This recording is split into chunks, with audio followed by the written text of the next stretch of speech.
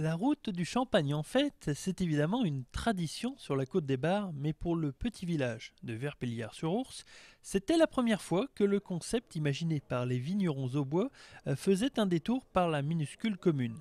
Et à Verpillière, on sait recevoir. Ça permet aux gens, surtout aux gens du village, d'avoir fait plein de déco, d'ouvrir leurs portes pour que des artisans s'installent et puis de voir du monde, surtout plein de monde, on n'est pas habitué donc c'est bien. Dans ce bourg situé à 4 km d'Essoix, les habitants de Verpillière s'étaient regroupés autour de la seule cave ouverte du village. On n'attend pas spécialement de répercussions sur nos vents. Par contre, on sait qu'on va parler de la Champagne et ça nous fait. C'est surtout dans ce but-là qu'on ouvre nos caves.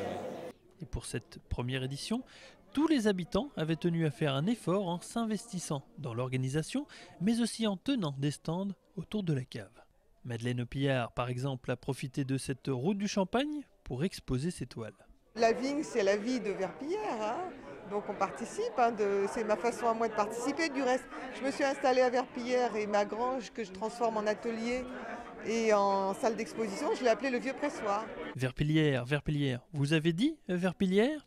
Eh oui, la majeure partie des visiteurs ne connaissaient pas cette commune nichée au cœur des vignes. Visiblement, ce manque a été comblé par cette visite. Je pense que Verpillière, c'est un tout petit village, c'est la première fois que j'y mets les pieds et je trouve que l'accueil est ultra chaleureux, très sympathique. J'ai visité Essoix, j'ai visité Quinfin et je découvre d'une façon assez émerveillée qu'il y a des gens dans un petit village qui font vraiment un accueil fantastique. Je ne connaissais pas du tout le village et c'est très bien. Les visiteurs ont ainsi pu déambuler et découvrir les trésors cachés de Verpillière, une coupe autour du cou remplie de petites bulles à consommer évidemment avec modération.